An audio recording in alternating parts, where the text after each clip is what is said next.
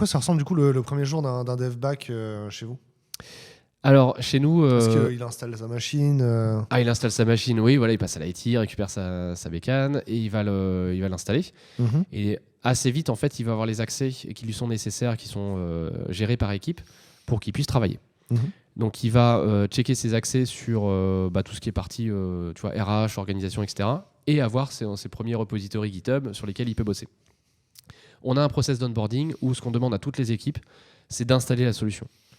C'est-à-dire, il crée un petit site web, donc on a un petit tuto où il crée un site web, il installe le module dessus, et le but, ça va être de tester l'envoi de trafic sur son site et voir comment il peut se faire bloquer, comment la solution le bloque, potentiellement pouvoir jouer un petit peu avec sur les équipes, essayer de contourner la solution pour voir s'il peut arriver à passer entre les mailles. S'il déclenche avec sa machine un page benchmark sur son site web, ça va être détecté. C'est ça. Ok. C'est la première façon de faire passer en rouge son site web. C'est de faire un test de charge soi-même, c'est ça? C'est ça. Et en fait, il peut, en faisant ça, il se rend compte que les scripts de test, par exemple, qu'il va coder, ils vont être bloqués par défaut si jamais il ne fait pas quelque chose. Ouais. Et donc, de voir, en fait, de comprendre cet aspect faux positif, faux négatif aussi qu'il y a chez nos clients pour dire il y a des automates qui sont légitimes et qu'on veut voir passer. Donc, c'est ça. Parce que ça ressemble à quoi un bot légitime, en fait? Googlebot, un bot d'indexation, si tu le bloques, t'es bien mal pour ton site web, t'es plus indexé.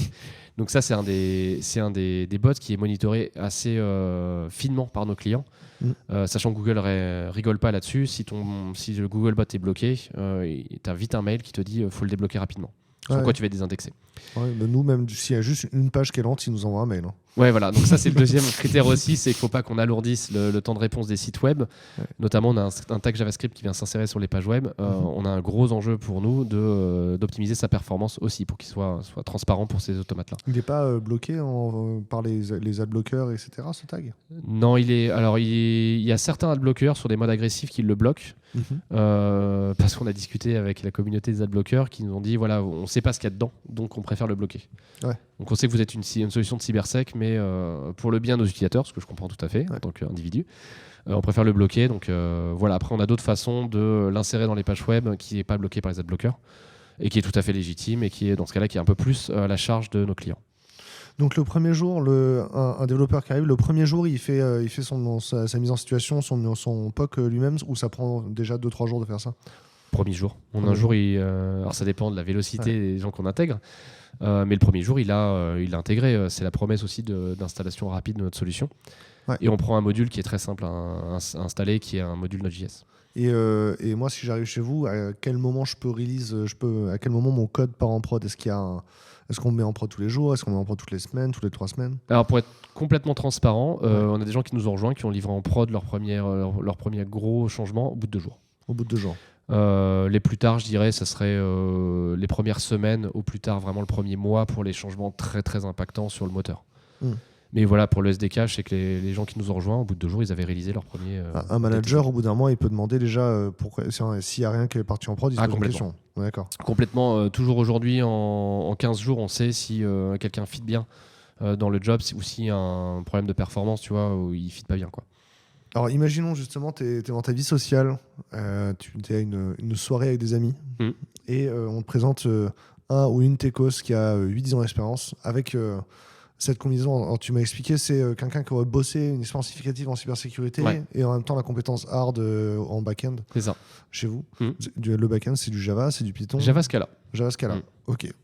Donc quelqu'un qui avait du Java, qui a une compétence en cybersécurité. Il faut vraiment que cette personne-là, tu lui parles de Datadom et tu arrives à la convaincre de venir en entretien chez vous. C'est quoi les arguments que tu utilises pour convaincre finalement un proche, un ami de venir, quoi? Franchement, la perf. Le challenge autour de la perf. C'est ce qui a attiré beaucoup des gens qui sont chez nous aujourd'hui. Dire voilà, on a un enjeu de traiter des milliards de requêtes HTTP par jour et il faut le faire dans un temps très court, du coup. C'est un challenge en fait que tu retrouves peu dans le milieu aujourd'hui. Cet enjeu de crawler beaucoup de données mondialement et de répondre très très vite et très finement parce qu'on ne peut pas non plus bloquer du trafic humain. Donc voilà, je mettrai en avant la partie perf et puis après, parce que j'évoquais tout à l'heure, l'impact vrai qu'on a sur le trafic web. Et alors du coup, s'il y a un projet qui est marquant, tu vois, qui est, j'ai envie de dire, iconique pour toi chez Datadom sur ces dernières années, ce serait un projet de performance aussi ou pas?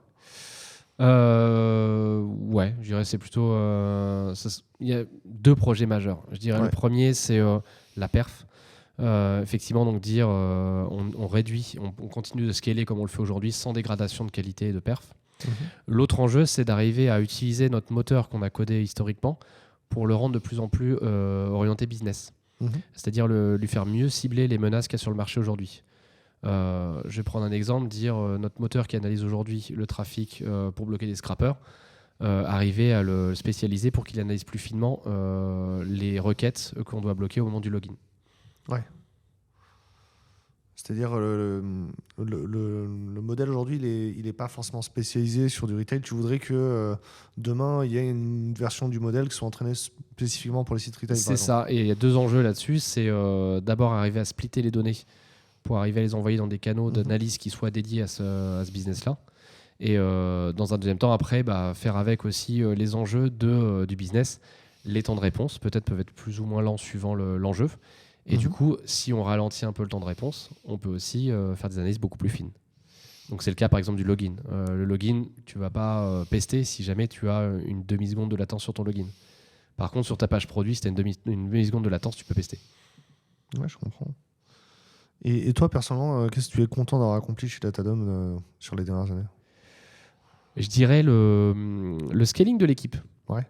Arriver à avoir gardé un peu, enfin même beaucoup de cet esprit des early stage, où on va se challenger beaucoup, on a gardé aussi cette agilité du début, en ayant un cadre un peu plus rigoureux et en faisant un peu plus à l'état de l'art, en ayant une équipe qui est scalée, en ayant très peu de turnover dans les équipes, donc des gens qui s'épanouissent. Donc je dirais, je suis content de voir l'équipe grossir comme ça, avec des gens qui sont heureux, tu as vu tout à l'heure dans les locaux. Ouais.